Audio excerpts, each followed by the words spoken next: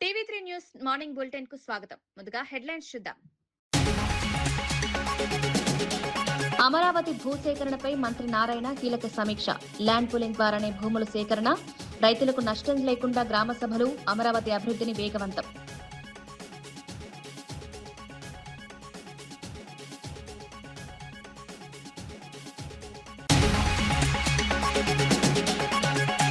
తెలంగాణలో వెల్నెస్ సెంటర్ల సంఖ్యను 36కు పెంచనున్న ప్రభుత్వం. మరో 24 కొత్త వెల్నెస్ సెంటర్లు ఏర్పాటు, ఉచిత ఓపీ వైద్య సేవలు ప్రజలకు అందిస్తామన్న ఆరోగ్య మంత్రి. గ్రామీణ ప్రాంతాలకు నాణ్యమైన వైద్యం.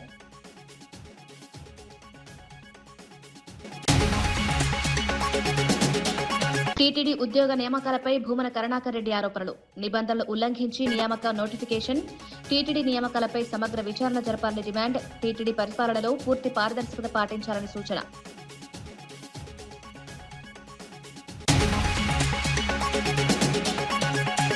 హైదరాబాద్ లో డ్రగ్స్ ముఠా గుట్టురట్టు, 7గురు అరెస్ట్. డ్రగ్స్ సరఫరా చేస్తున్న సబ్ పెడ్లర్లను పట్టుకున్న పోలీసులు. ప్రధాన డ్రగ్స్ పెడ్లర్ కోసం ముమ్మర గాలింపు. డ్రగ్స్ విక్రయించినా వినియోగించినా కఠిన చర్యలు.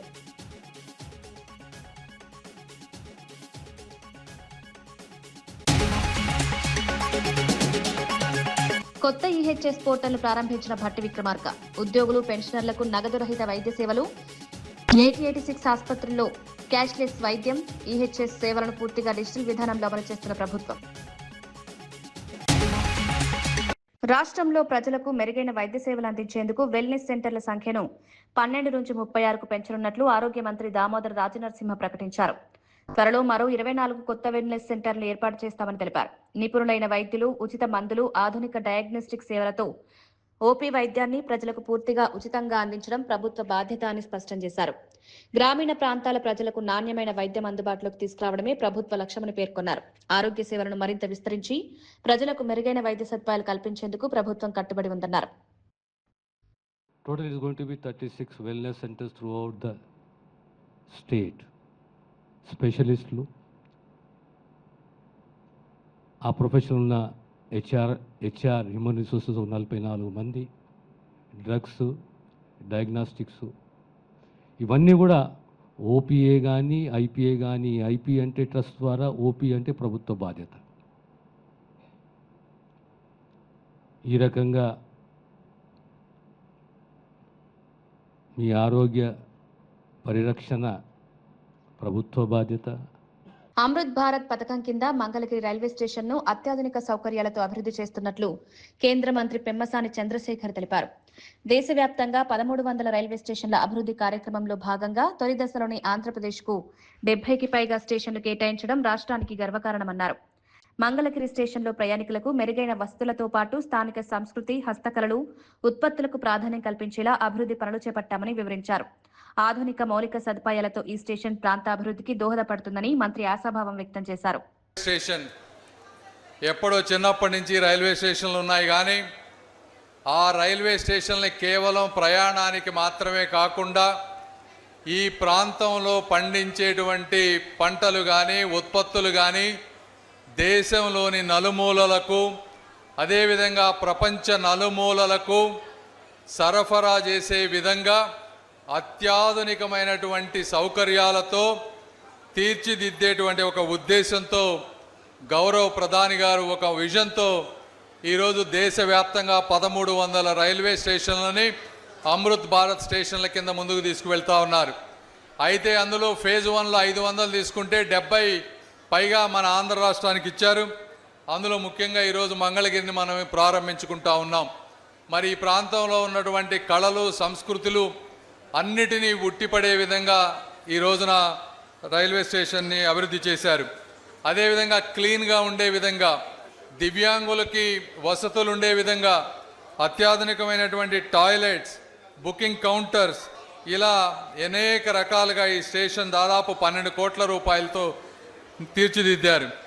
కాబట్టి ఈ విధంగా ఒక్క స్టేషన్లే కాకుండా దేశవ్యాప్తంగా ఈరోజు మీరు తీసుకుంటే 2014 సంవత్సరం ప్రధానమంత్రి మోదీ గారు రాకముందు ఈ దేశంలో రైల్వే బడ్జెట్ 40,000 కోట్ల రూపాయలుంటే ఈ రోజున ప్రతి సంవత్సరానికి 2,50,000 కోట్ల రూపాయలు రైల్వే బడ్జెట్ని తీసుకొచ్చారు. ఈ రోజున మన ఒక ఆంధ్రప్రదేశ్ తీసుకుంటే 2014లో 800 నుంచి 900 కోట్ల రూపాయలు ఉండేది. అయితే ఈ 2 సంవత్సరాల్లో డబుల్ ఇంజిన్ సర్కార్ వచ్చిన తర్వాత ప్రతి సంవత్సరం కూడా 10,000 కోట్ల రూపాయలు, అంటే 10 నుంచి 11 రెట్లు కేవలం 10 సంవత్సరాల్లో రైల్వే బడ్జెట్లను పెంచి అనేక రకాలైనటువంటి అమృత భారత్ స్టేషన్లు కానీ, అదేవిధంగా అనేక ఈ లైన్స్ అన్నిటినీ కూడా డబుల్ చేయటం కానీ, ట్రిపుల్ చేయటం కానీ, అనేక రైల్వే ఓవర్ బ్రిడ్జ్లు తీసుకురావటం కానీ ఇలా జరుగుతూ ఉన్నాయి. అమరావతి అభివృద్ధి పనులకు అవసరమైన భూసేకరణపై మంత్రి నారాయణ గుంటూరులో సమీక్ష నిర్వహించారు. రైల్వే లైన్, ఇన్నర్ రింగ్ రోడ్తో పాటు అమరావతి మాస్టర్ ప్లాన్లో ప్రతిపాదించిన ఎయిర్పోర్ట్, స్పోర్ట్స్ సిటీ నిర్మాణాలకు భూసేకరణ తప్పనిసరి అని తెలిపారు. రైతులకు ఎలాంటి నష్టం కలగకుండా త్వరలో గ్రామ సభలు నిర్వహించి ల్యాండ్ పూలింగ్ విధానంలోనే భూములు సేకరిస్తామని స్పష్టం చేశారు. రైతుల అభిప్రాయాలకు ప్రాధాన్యమిస్తూ పారదర్శకంగా ప్రక్రియను పూర్తి చేస్తామని, రాజధాని అభివృద్ధిని వేగవంతం చేయడమే ప్రభుత్వ లక్ష్యమని మంత్రి నారాయణ వెల్లడించారు. రేడియల్ రోడ్స్ కూడా రాజధాని నుంచి వచ్చే రోడ్స్ మంత్రి గారిని కూలింగ్లో తీసుకుంటే బాగుంటుంది అనేది నా సలహా. ఇచ్చారు. ఇచ్చిన మేరకు మీరు కూడా కొంత మాట్లాడుకున్నారు. ల్యాండ్ కూలింగ్ మీద కొద్దిగా అధికారులు ముందు రిలీజ్ చేస్తారు. ల్యాండ్ కూలింగ్లో మినిస్టర్ గారు, నారాయణ మినిస్టర్ గారు ఏర్పాటు చేస్తామనే ఆలోచన ముఖ్యం. ఎందుకంటే దేశంతో చెప్పడం జరిగింది. అందుకనే మిత్రులందరికీ నేను చెప్పాను. డీటెయిల్స్ అన్ని కూడా మా అడ్వకేట్ గారు, కమిషనర్ గారు ఒకసారి మళ్ళా వచ్చిన వారు దాని మధ్యలో వచ్చి పోతుంది కరెక్ట్గా రైల్వే లైన్. నేను కనుక్కుని ఇచ్చాను రైల్వే మన ఈ కన్స్ట్రక్షన్ ఆఫీసులో ఇస్తే వాళ్ళకి వచ్చింది ఇచ్చారు. లేదు ఈ ప్లాట్ గజాల్లో ఉన్నాయి. 1980-85 తీసుకుంటే అంటే అక్కడ తీసుకుంటే మొత్తం తీసుకుని మధ్యలో పోతే మాకు మిగతా ప్లాట్లు వేస్ట్ అయిపోతాయి. కరెక్ట్గా మధ్యలో పోతుంది, కొంచెం మిగులుతుంది. దానికి సంబంధించి ల్యాండ్ అక్విజిషన్, ల్యాండ్ పూలింగ్ అనే దాంట్లో ముందుగా అయితే రైల్వే వాళ్ళు అయితే ల్యాండ్ అక్విజిషన్ యాక్చువల్గా డిసైడ్ చేసి దాన్ని లాక్ చేయడం జరిగింది. అయితే శాసనసభ్యులు శ్రావణ్ గారు వారిని రైతులు అనేక మంది కోరటం, సార్ ల్యాండ్ అక్విజిషన్ అయితే మేము నష్టపోతాము, ల్యాండ్ పూలింగ్కి ఇస్తామని చెప్పడం, దాని మీద ముఖ్యమంత్రి గారితో మాట్లాడటం, ముఖ్యమంత్రి గారు కూడా రైతులతో చర్చించి నిర్ణయించడం. ఆ ఉద్దేశంతో ఈరోజు కలెక్టరేట్లో అటు శ్రావణ్ గారు, కలెక్టరు, జేసీలు, అదేవిధంగా అడిషనల్ కమిషనర్, రైతు సోదరులు అందరితో డిస్కస్ చేసాం. వారికి ఉన్న డౌట్స్ అన్నింటినీ అడగటం జరిగింది. దాని మీద ఆ డౌట్స్ అన్నింటినీ నివృత్తి చేసాం. మరొకసారి గ్రామ సభ కూడా పెట్టి బహుశా బుధవారం కానీ సోమవారం కానీ, బుధవారం 90% పెట్టి మళ్ళీ వాళ్ళందరితో కూడా మాట్లాడి ఇంకా ఏమన్నా వాళ్ళకి డౌట్స్ ఉంటే ఆ డౌట్స్ అన్నీ క్లియర్ చేసేసి దీని మీద ముందుకు పోవడం జరుగుతుంది. గౌరవ మంత్రివర్యులు నారాయణ గారితోనూ మరియు అధికారులు, సిఆర్డీ అధికారులు, కలెక్టర్ ఆఫీస్ అధికారులు, కలెక్టర్ గారు అందరూ కలిసి ఈరోజు తిరుబాలెం నుంచి కాకాని వరకు, నంబూరు వరకు ఉన్న రోడ్డుకు సంబంధించి, రైల్వే ట్రాక్కి సంబంధించిన రైతులకు సంబంధించి మీటింగ్ ఏర్పాటు చేయడం జరిగింది. దాంతోపాటుగా ఇన్నర్ రింగ్ రోడ్డు సంబంధించి మరియు గ్రిడ్ రోడ్స్ వీటన్నిటికీ సంబంధించిన ఏ రైతులు పొలాలు గుండా ఇవన్నీ వెళ్తున్నాయో వాళ్ళందరినీ అవగాహన కల్పించే కార్యక్రమం ఏర్పాటు చేయడం జరిగింది. యాక్చువల్గా రైల్వే వాళ్ళు ల్యాండ్ ఎక్విజిషన్ కోసం ముందుకు వచ్చేసారు. అయితే ఇన్నర్ రింగ్ రోడ్డు, ఉండవీటి వాగు, గ్రిడ్ రోడ్స్, రైల్వే ల్యాక్ ఇదంతా కూడా తాడికొండ నియోజకవర్గంలో చాలా పెద్ద ఎత్తున భూములు రైతులు కోల్పోతున్నారు. ల్యాండ్ ఎక్విజిషన్ అయితే రైతులకు నష్టం జరుగుతుంది కాబట్టి ల్యాండ్ పూలింగ్ ద్వారా వాళ్ళందరికీ కూడా న్యాయం చేయాలని మంత్రివర్యుల ద్వారా, నారాయణ గారి ద్వారా గౌరవ ముఖ్యమంత్రి గారిని కోరటం జరిగింది. గౌరవ ముఖ్యమంత్రి గారు సానుకూలంగా స్పందించి ల్యాండ్ పూలింగ్ అయితే వాళ్ళని కూడా ఒప్పించాల్సిన బాధ్యత ఉంది కాబట్టి వారితో కూడా సమావేశాలు పెట్టి నిర్ణయం తీసుకోమని చెప్పారు. దానికోసం ఈరోజు ఈ సమావేశం ఏర్పాటు చేయడం జరిగింది. ఎక్కడెక్కడ ఏ భూములు, ఏ సర్వే నెంబర్లో ఏ రైతులు పోతున్నాయి, దానికి ఆల్టర్నేటివ్గా ఎక్కడ ప్లాట్లు కేటాయిస్తారు, ఇటువంటి అంశాలన్నీ కూడా చర్చించడం జరిగింది. త్వరలోనే మళ్ళా తాడికొండలో రైతులతో సమావేశం ఏర్పాటు చేయడం జరుగుతుంది. అప్పుడు వారి యొక్క అభిప్రాయాలు నేరుగా తెలుసుకొని ల్యాండ్ పూలింగ్ వైపు ముందుకెళ్ళడానికి నిర్ణయం తీసుకోవడం జరిగిందని తెలియజేస్తుంది. రాష్ట్రంలో ఎల్నినో ప్రభావంతో రైతులు తీవ్ర ఇబ్బందులు ఎదుర్కొంటున్నారని మాజీ మంత్రి వి శ్రీనివాస్ గౌడ్ ఆరోపించారు. పత్తి పంటలు ఎండిపోతుండగా వరి నార్లకు ట్యాంకర్ల ద్వారా నీరందించాల్సిన పరిస్థితి నెలకొందన్నారు. పొరుగు రాష్ట్రాలైన ఆంధ్రప్రదేశ్, కర్ణాటక, మహారాష్ట్రలు నదీ జలాలను వినియోగించుకుంటుంటే తెలంగాణ రైతులకు మాత్రం నీళ్లందించడం లేదని కాంగ్రెస్ ప్రభుత్వంపై విమర్శలు గుప్పించారు. రైతులపై కక్షతో వ్యవహరిస్తున్నారా లేక బీఆర్ఎస్పై రాజకీయ కక్షతో ఇలా చేస్తున్నారా అని ప్రశ్నించారు. సాగునీటి సమస్యను వెంటనే పరిష్కరించి రైతులను ఆదుకోవాలని ప్రభుత్వం ప్రతి పేపర్లో నమస్తే తెలంగాణ అంటే ఏదైనా అపవాదం చేస్తారు. ఏ పేపర్లో చూసినా, ఏ టీవీలో చూసినా, ఎవరి నోట్లో చూసినా, ఏ రైతు చూసినా కూడా ఆకాశం వైపు చూస్తున్నాడు. ఇట్లా చూస్తున్నారు, వర్షం వస్తుందా, ఏంది, ఎప్పుడు వస్తున్నారు, మబ్బులు వస్తున్నాయి, పత్తి విత్తనాలు భూమిలోనే ఎండిపోయినాయి, వేసిన విత్తనాల లోపల. కనీసం వరి నారు కూడా నీళ్ళు వేసే పరిస్థితి లేదు. ఎంత సిగ్గుచేటంటే ఇలా ప్రభుత్వం ఏం చెప్తుంది, మాదిగా తప్పు, వరుణ్ణి తప్పు, దేవుని తప్పు అనేటట్టు మాట్లాడుతూ ఉన్నారు. గోదావరిలో 1,00,000 క్యూసెక్ల నీళ్లు గోదావరిలో పోతున్నాయి. పైన మహారాష్ట్ర వాళ్ళు వాడుకుంటున్నారు బ్రహ్మాండంగా. మీరు వదిలిపెడితే కింద ఆంధ్రప్రదేశ్ వాళ్ళు బ్రహ్మాండంగా పట్టిసీమ నింపుకుంటున్నారు, నీళ్లు వాడుతున్నారు. కనీసం ఆంధ్ర ప్రభుత్వం చేస్తున్నటువంటిది పైన కర్ణాటక, మహారాష్ట్ర ప్రభుత్వాలు చేస్తున్నటువంటి పద్ధతులను చూసి నేర్చుకోరా. ఎందుకు ఇంత కక్ష? ప్రభుత్వం ప్రజల మీద కక్షనా, పార్టీ మీద కక్షనా? ఇంత శాడిజం ఎందుకు ఈ ప్రభుత్వానికి? రైతులు బాగుపడద్దా? మాకు అనిపిస్తుంది ఒకటే, ఒక 2 పిల్లలు కుంగిపోతే 2 నెలల్లో కంప్లీట్ చేయొచ్చు. ₹1 ఇవ్వాల్సిన అవసరం లేదు, మేమే రిపేర్ చేస్తామని ఎల్ఎన్టీ కంపెనీ వచ్చినా కూడా వాళ్ళని చేయనీయలేదు, కాంట్రాక్టర్ని చేయనీయలేదు, వీలు చేయలేదు. కేవలం బదనాం చేస్తూ గడుపుతూ వచ్చిండ్రు. ఇవాళ ఎంతవరకు వచ్చిందంటే వాళ్ళకు ఉరితాడయ్యింది. ప్రజలు ఎవరు నమ్మడు. పంపు హౌజ్ల దగ్గర రెడీగా నీళ్లు ఉన్నాయి, ఆన్ చేస్తే పంపు నీళ్ళు ఎత్తిపోసుకోవచ్చు అంతే. కేసీఆర్ను బల్లాం చేసి కాలం గడపాలని చూస్తే మీకు కాలం చెల్లదు.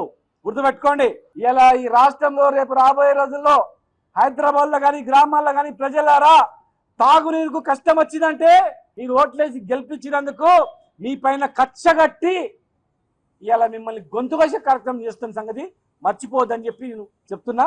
టీడీపీలో కొత్త ఉద్యోగ నియామకాల నోటిఫికేషన్ విడుదలలో నిబంధనలు ఉల్లంఘించారని టీటీడీ మాజీ చైర్మన్ భూమన కరుణాకర్ రెడ్డి ఆరోపించారు. విద్యార్హతలు, అనుభవానికి సంబంధించిన అర్హతలను ఇష్టానుసారంగా మార్చారని విమర్శించారు. టీటీడీ బోర్డు అనుమతి, నిపుణుల అభిప్రాయం తీసుకోకుండానే నోటిఫికేషన్ విడుదల చేసినట్లు తెలుస్తోందని పేర్కొన్నారు. నియామక ప్రక్రియలో పూర్తి పారదర్శకత పాటించాలని, నిబంధనలకు విరుద్ధంగా తీసుకున్న నిర్ణయాలపై ప్రభుత్వం సమగ్ర విచారణ చేపట్టాలని డిమాండ్ చేశారు. భక్తుల విశ్వాసానికి భంగం కలగకుండా టీటీడీ పరిపాలన సాగాలని భూమన కోరారు. స్కామ్ గా అందరి నోట వినపడుతోంది. నిబంధనల ఉల్లంఘన జరిగిందని, విద్యార్హతలు, అనుభవం, వేతనాలలో ఇష్టారాజ్యంగా మార్పులు జరిగాయని, బోర్డు అనుమతి, నిపుణుల కమిటీ నివేదికలు, ప్రభుత్వ ఆమోదం ఇవేవీ లేకుండానే ఇలాంటి మార్పులు చేశారు అని ఆరోపణలు వెల్లువెత్తుతున్నాయి. దాదాపు 236 నర్సింగ్ పోస్టులకి, 24 బ్యాక్లాగ్ పోస్టులకి, 212 రెగ్యులర్ పోస్టులు, అలాగే పారామెడికల్ పోస్టులు 19, నాన్ మెడికల్ పోస్టులు 48 ఉద్యోగాలకు నోటిఫికేషన్ విడుదల చేసింది స్విమ్స్. దీనికి సంబంధించి సహజంగా ఉండేటువంటి నియామకాలలో జరిగే పారదర్శకతకు పూర్తిగా తూట్లు పొడిచారు. అర్హతలు, సిలబస్, నియామక విధానాలపైన తీవ్రమైనటువంటి ఆందోళన వ్యక్తమవుతోంది. పారదర్శకంగా నిబంధనలకు అనుగుణంగా నిర్వహించాల్సినటువంటి అభ్యర్థులు, నియామకాల వ్యవహారం ఇప్పుడు చర్చనీయాంశంగా మారింది. కొన్ని నియామకాల ప్రక్రియల్లో మెథడ్ ఆఫ్ రిక్రూట్మెంట్, విద్యార్హతలు, అనుభవం వంటి కీలక అంశాలను కొందరు వ్యక్తులకు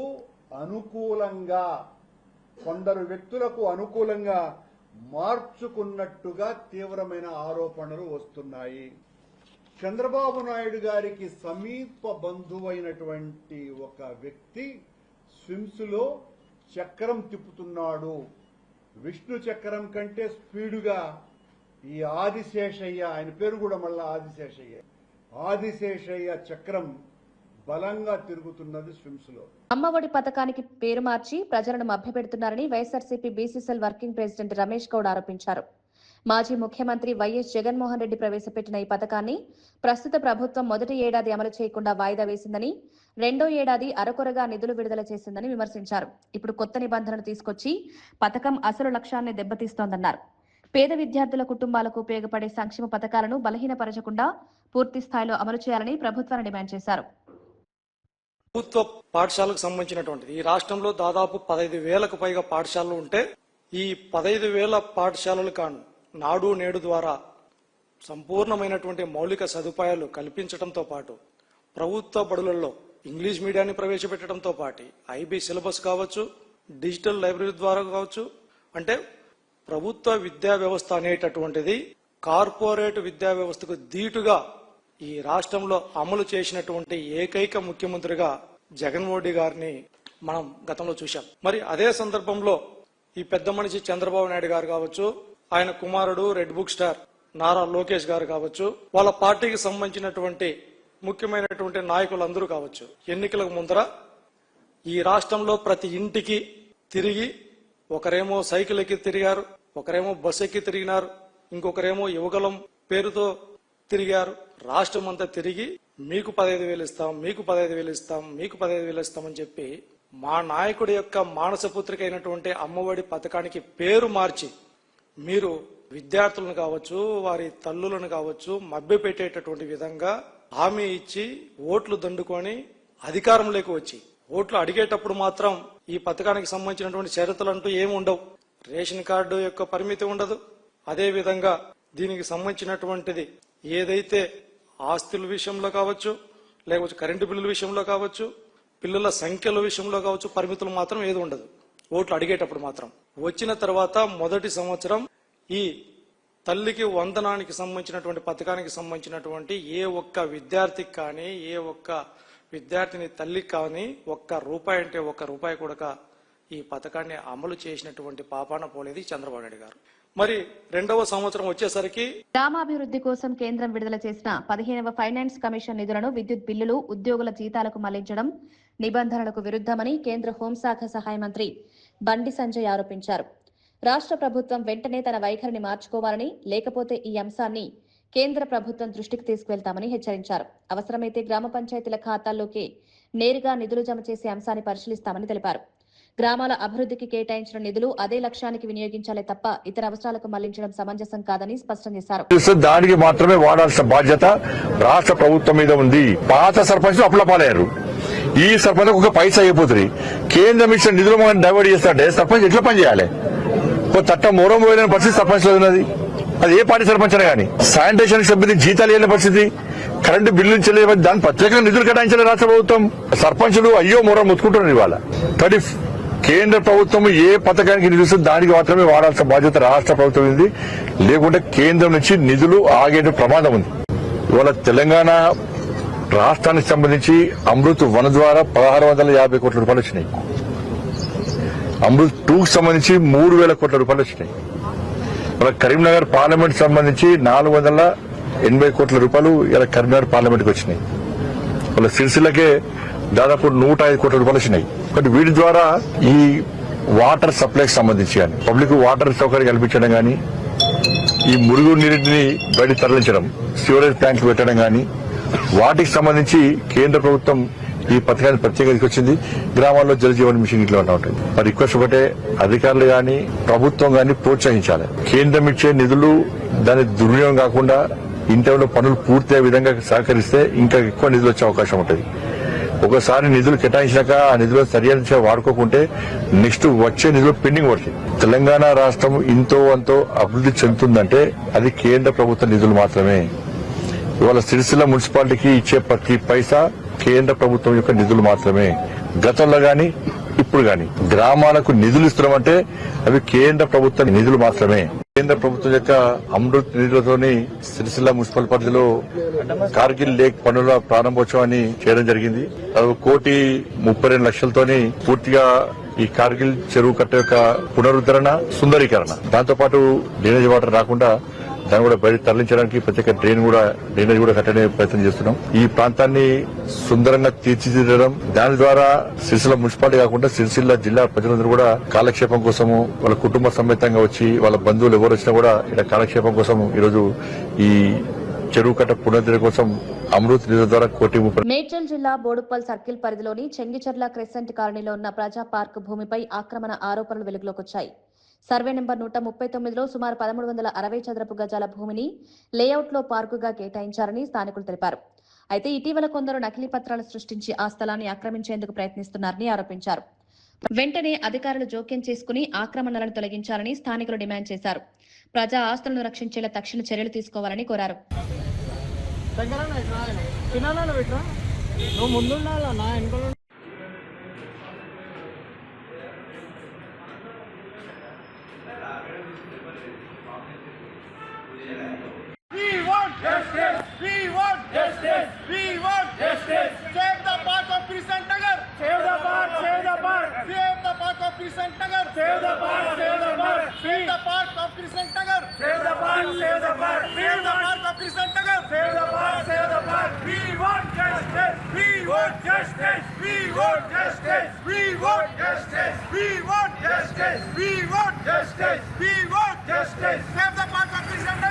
నేను మహమ్మద్ యూసుఫ్, కాలనీ కిషన్ నగర్ కాలనీ సెక్రటరీని. మేము ఈసీఐఎల్ ఎంప్లాయీస్గా 70-80 మంది దాకా ముస్లిం కలిసి దగ్గర ఉంటుంది ఈసీఐఎల్కి అని చెప్పి అక్కడ ప్లాటింగ్ అన్ని రూల్స్ ప్రకారం చేసి బ్యాంక్ లోన్ కూడా తీసుకొని మేము తీసుకోవడం జరిగింది. దాని తర్వాత మిగతా వాళ్ళు కూడా కొంతమంది దాన్ని కబ్జా చేయడానికి అవన్నీ చేయడానికి ఇచ్చిన. మేము కూడా లేఅవుట్ ప్రకారం పార్కులు ఎంప్లాయీస్ కాబట్టి పార్క్ ఉండాలి, మాకు కొద్దిగా ప్లేస్ ఓపెన్ ప్లేస్ ఉండాలని చెప్తే మాకు దాని ప్రకారం లేఅవుట్ చేసి అందరు రిజిస్ట్రేషన్ కూడా చేశారు, అయిపోయింది. తర్వాత దాని మీద వేరే వాళ్ళకి కనుబడి అదే ఈ మధ్యన పార్కు గురించి ఒక ఆయన కబ్జా చేస్తే ఇంతకుముందు కూడా 5-6 సంవత్సరాల క్రితం కూడా మేము రిప్రజెంటేషన్ ఇచ్చాం. వాళ్ళు వచ్చి కూలగొట్టారు, దాన్ని ప్రీకాస్టింగ్ పెడితే కూలగొట్టారు. తర్వాత మళ్ళీ కొన్ని తర్వాత అది మేము కొన్నవాడిని 5-6 మంది వచ్చి ఇప్పుడు దాన్ని కబ్జా చేద్దామని చూస్తారు. సరే వాళ్ళు ఎట్లా కొన్నారు ఏందనేది మాకు అనవసరం. అది మొదటి నుంచి పార్క్ మేము డిమాండ్ చేసి తీసుకున్న పార్క్. అది ఆల్రెడీ మేము అందరం కూడా హెచ్ఎండిఏకు ఎల్ఆర్ఎస్ కట్టి హెచ్ఎండిఏ వాళ్ళు వచ్చి ఎంక్వైరీ చేసి ప్లాటింగ్ అంతా చూసుకొని మాకు ఎల్ఆర్ఎస్ ఫీజులు కూడా కట్టాం. 2015 నుంచి మేము ఎల్ఆర్ఎస్లు కట్టుకుంటూ వచ్చినాం. దగ్గర 30-40 మంది ఎల్ఆర్ఎస్ కూడా కట్టారు. ఇవన్నీ కట్టిన తర్వాత ఇప్పుడు వచ్చి వాళ్ళు మేము కొన్నాం, వాళ్ళు కట్టారు, వీళ్ళు అయితే ఏదో అబద్ధాలు చెప్పి వాళ్ళు మోసపోయి మమ్మల్ని పరేషాన్ చేస్తారు. కాబట్టి మేము ఆ పార్కు గురించి మేము డిమాండ్ చేసి తీసుకున్నాం యాజ్ ఏ ఎంప్లాయీస్గా, ఈసీఐఎల్ ఎంప్లాయీస్గా. ఇప్పుడు దాన్ని మళ్ళీ రక్షించాలని మేము 2-3 సార్లు కూడా రిప్రజెంటేషన్ ఇచ్చాం. ఒకసారి ఫస్ట్ అయితే వాళ్ళు చెప్పారు ఫైల్ కూడా మూవ్ చేస్తున్నాం, మేము కట్టిస్తాం, కాంపౌండ్ వాళ్ళు కట్టిస్తాం అని చెప్పారు. ఇప్పుడు కాస్ట్లీ అయిపోయింది, కోట్ల ఆస్తి అది. అది మనకు ఎంప్లాయీస్కే కాకుండా మున్సిపాలిటీకి కానీ గవర్నమెంట్కి రోడ్లు కానీ పార్కులు కానీ ఏదైనా ఓపెన్ ప్లేస్ ఉంటే అంతా గవర్నమెంట్కి సంబంధించింది. కాబట్టి దాన్ని తప్పకుండా పబ్లిక్ అవసరాల కోసం దాన్ని రక్షించి మాకు న్యాయం చేయాలని కోరుకుంటున్నాం. నా పేరు ఎండి భాషా. నా పేరు క్రెసెంట్ నగర్ 139-134 సర్వే నెంబర్ అండి. ఇది 1990లో ఈసీఐఎల్ ఎంప్లాయీస్ ఏర్పాటు చేసుకున్న ఇది మన ప్రభుత్వ. ఇది 1989 మనం యాజ్ పర్ లీగల్గా ప్రతి ఒక్కటి మన ఏది వెంచర్ వేసి మొత్తం ఎవ్రీథింగ్ చేసి ఈసీఐఎల్ ఎంప్లాయీస్ లోన్ తీసుకొని వాళ్ళు తీసుకున్న భూమి ఇప్పుడు ప్రజెంట్ ఏంటంటే అది మన కోట్లలో మనకు అయింది. కాబట్టి ఈ మధ్య మన పార్కు స్థలాన్ని కబ్జా చేయడానికి చాలా మంది ప్రయత్నిస్తున్నారండి. మేము అసోసియేషన్ తరఫు నుంచి దానికి అడ్డుకున్నాం, చాలా మంది అడ్డుకున్నాం. మాకు బెదిరింపులు వస్తున్నాయి బాగా. దయచేసి మీరు మన హైడ్రా కమిషనర్ రంగనాథ్ గారు, తర్వాత మనం మన మల్కాజ్గిరి మన కమిషనర్ గారు దీని మీద రెస్పాండ్ అయ్యి ఇమీడియట్ గా దీని మీద యాక్షన్ తీసుకోవాలి. తర్వాత ఇంకో విషయం ఏంటంటే ఇండస్ట్రీస్ పొల్యూషన్ వల్ల మేము చాలా బాధపడుతున్నాము. వాటర్ ప్లాంట్ తర్వాత ఇల్లీగల్ వాటర్ ప్లాంట్ నడుస్తున్నాయి, ఇష్టం వచ్చినట్టు మన లారీస్ వచ్చేసి ఆగుతున్నాయి. ఇంకో విషయము మనకు 30 ఫీట్ల రోడ్ ఉంటే 25 ఫీట్స్ రోడ్స్ ఉన్నాయి. మన కట్టేటోళ్ళు కూడా మన ఏంటంటే మన గవర్నమెంట్ రూల్స్ ప్రకారంగా కాకుండా 2.5 ఫీట్ 3 ఫీట్స్ జరిగి కట్టుకుంటున్నారు. దయచేసి దీని మీద ఇమీడియట్ గా మన మల్కాజ్గిరి కమిషనర్ గారు దీని మీద యాక్షన్ తీసుకోవాల్సిందిగా నేను కోరుతున్నాను. ప్లీజ్ సేవ్ ది పార్క్ అండి. Thank you. ప్రభుత్వ ఉద్యోగులు, పెన్షనర్లు, వారి కుటుంబ సభ్యులకు మెరుగైన నగదు రహిత వైద్య సేవలు అందించేందుకు తెలంగాణ ప్రభుత్వం నూతన ఈహెచ్ఎస్ పోర్టల్ను ప్రారంభించింది. ఉప ముఖ్యమంత్రి భట్టి విక్రమార్క, ఆరోగ్య మంత్రి దామోదర రాజనరసింహ ఈ పోర్టల్ను ప్రారంభించి ఉద్యోగ సంఘాల ప్రతినిధులకు కొత్త హెల్త్ కార్డులను అందజేశారు. ఈ పథకం ద్వారా 886 ఎంపానెల్ ఆసుపత్రుల్లో 1816 వైద్య విధానాలకు క్యాష్లెస్ చికిత్స అందుబాటులో ఉంటుందని ప్రభుత్వం తెలిపింది. సుమారు 8 లక్షల మంది ఉద్యోగులు, పెన్షనర్లు, వారి కుటుంబ సభ్యులు ఈ సేవల ద్వారా లబ్ధి పొందనున్నారు. అనుమతి నుంచి క్లెయిమ్ సెటిల్మెంట్ వరకు మొత్తం ప్రక్రియను పూర్తిగా డిజిటల్ విధానంలో నిర్వహించనున్నట్లు ప్రభుత్వం వెల్లడించింది.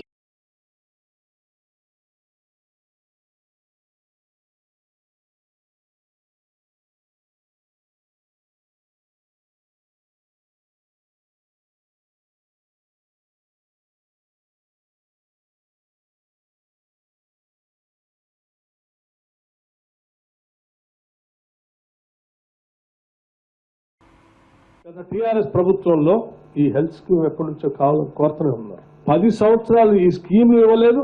ఉద్యోగస్తులకి అందుబాటులో ఉన్నటువంటి పెండింగ్ మెడికల్ బిల్స్ కూడా క్లియర్ చేయకుండా పెండింగ్ పెట్టిపోయి భవిష్యత్తులో ఎటువంటి ఆందోళన లేకుండా ఎటువంటి అనారోగ్య పరిస్థితి ఏర్పడినా నాకు ఈ రాష్ట్ర ప్రభుత్వం తరఫున నా వైద్య నిమిత్తం అయ్యే ఖర్చు మొత్తాన్ని కూడా ఈ ప్రభుత్వం ట్రస్ట్ ద్వారా చెల్లిస్తుంది. కాబట్టి నేను ఎక్కడ ఆందోళన చెందాల్సినటువంటి అవసరం లేదని ఒక నమ్మకం, ధైర్యం దీని ద్వారా ఏర్పడుతుందని చెప్పడానికి నేను చాలా సంతోషిస్తా ఉన్నాను. మనందరికీ ఇది ఒక మైల్ స్టోన్, ఇది ఒక మంచి ఆలోచన. ఎంపానల్డ్ హాస్పిటల్స్, ఐపీకి సంబంధించిన అన్లిమిటెడ్ ఎక్స్పెండిచర్, సిజిఎస్ రేట్స్ అదంతా ఒక ఎత్తు అయితే ఓపీకి సంబంధించి 12 వెల్నెస్ సెంటర్స్ ప్రతి నెల ఒక్కొక్క వెల్నెస్ సెంటర్ సంబంధించి కనీసం 2 కోట్ల రూపాయలు వెచ్చిస్తున్నాం. రాబోయే కాలంలో ఇంకొక 24 వెల్నెస్ సెంటర్లు యావత్ తెలంగాణలో స్థాపించబోతున్నాం.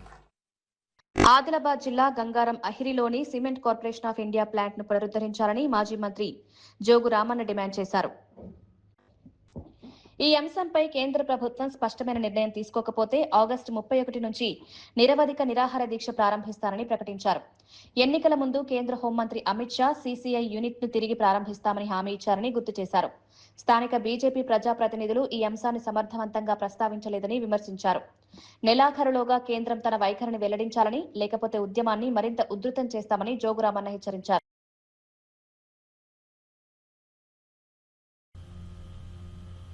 ఈ వేదిక ద్వారా పత్రికా మిత్రుల ద్వారా సవాల్ చేస్తున్నాం. ఒకవేళ ఆగస్టు నెల లోపల పూర్తి స్థాయిలో సిమెంట్ పరిశ్రమను మీరు పీపీపీ మోడ్లో చేస్తారా, మీరు ఎన్ఎండిసి మీరు కలిసి చేస్తారా, ఇంకెట్లా చేస్తారో ఒక స్పష్టమైనటువంటి వైఖరిని తెలియజేయకపోతే ఆగస్టు 31 లోపలనే ఆమరణ నిరాహార దీక్ష జోగు రామన్న చేస్తాడు. సీసీఐని సాధించాడు. ఆదిలాబాద్ యువత కొరకు, నిరుద్యోగ యువకుల కొరకు నేను ముందుండి ప్రాణాన్నైనా ప్రణంగా పెడతాం. హైదరాబాద్ మైలార్దేవిపల్లి పోలీసుల దర్యాప్తులో డ్రగ్స్ సరఫరా చేస్తున్న ముఠా గుట్టురట్టయింది. ఒడిశాకు చెందిన హీరాలాల్ అలియాస్ దాదాను ప్రధాన ప్లెడర్ గా గుర్తించిన పోలీసులు అతడు ప్రస్తుతం పరారీలో ఉన్నట్లు వెల్లడించారు. ప్రధాన పెడ్లర్ నుంచి డ్రగ్స్ తీసుకుని నగరంలో విక్రయిస్తున్న రాజ్పూత్ ధన్జిత్ సింగ్ అలియాస్ చోటుతో పాటు మరో 6 సబ్ పెడ్లర్లను అరెస్ట్ చేశారు.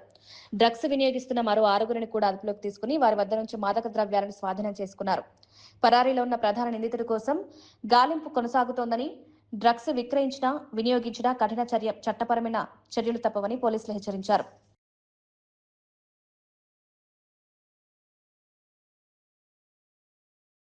పర్యాటక రంగాన్ని దెబ్బతీయడానికి ప్రతిపక్షాలు కుట్రలు చేస్తున్నాయని ఆర్యవైశ్య కార్పొరేషన్ చైర్మన్ డూండి రాకేష్ ఆరోపించారు.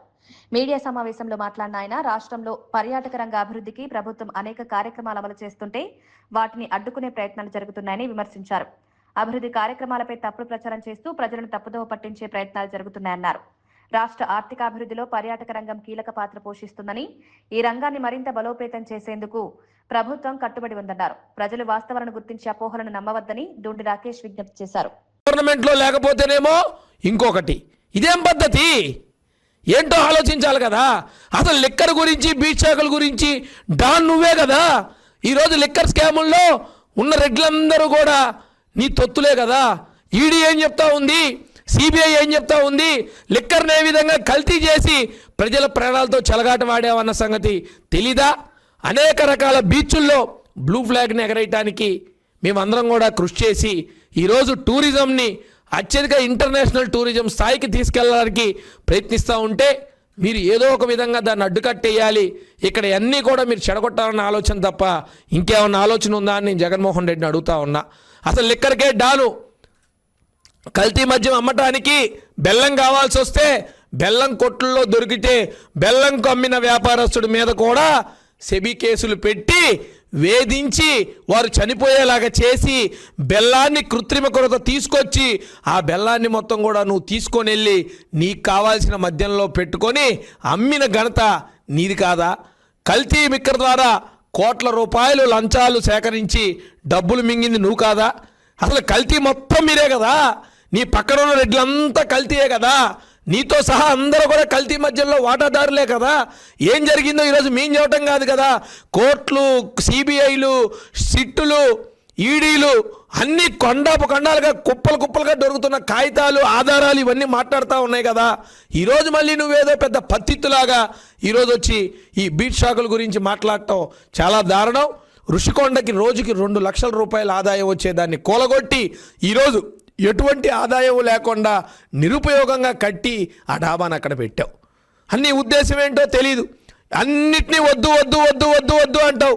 అసలు ఏం కావాలో తెలీదు. నీకన్నా నిర్దిష్టమైన పాలసీ ఉంటే ఆ పాలసీ మీద నిలబడే సత్తా నీకుంటే ఖచ్చితంగా బాగుంటుంది. ముందు వైఎస్ఆర్సీపీని ఒకటే క్వశ్చన్ చేస్తా ఉన్నా, మీ పాలసీ ఏంటో ప్రకటించండి, మీ విధానం ఏంటో ప్రకటించండి. ఆ విధానం ఇప్పటికే, ఈ నెలకే, ఈ సంవత్సరానికే, లేదా రేపొద్దున ప్రభుత్వంలోకి మీరు ఎట్లాగూ రారు, వచ్చే అవకాశం కూడా లేదు. మీరు ఇచ్చే హామీలైనా సరే ఆ పాలసీ. అమరావతి భూసేకరణపై మంత్రి నారాయణ కీలక సమీక్ష. ల్యాండ్ పూలింగ్ ద్వారానే భూముల సేకరణ, రైతులకు నష్టం లేకుండా గ్రామ సభలు, అమరావతి అభివృద్ధిని వేగవంతం.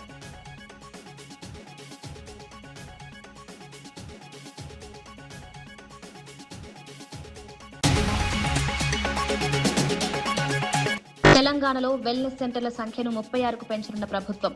మరో 24 కొత్త వెల్నెస్ సెంటర్లు ఏర్పాటు. ఉచిత ఓపీ వైద్య సేవలు ప్రజలకు అందిస్తామన్న ఆరోగ్య మంత్రి. గ్రామీణ ప్రాంతాలకు నాణ్యమైన వైద్యం.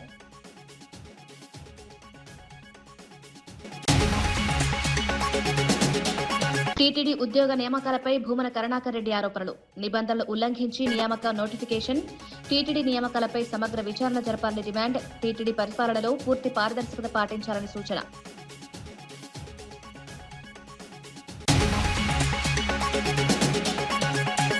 హైదరాబాద్ లో డ్రగ్స్ ముఠా గుట్టురట్టు. 7 అరెస్ట్. డ్రగ్స్ సరఫరా చేస్తున్న సబ్ పెడ్లర్లను పట్టుకున్న పోలీసులు. ప్రధాన డ్రగ్స్ స్ప్రెడర్ కోసం ముమ్మర గాలింపు. డ్రగ్స్ విక్రయించినా వినియోగించినా కఠిన చర్యలు.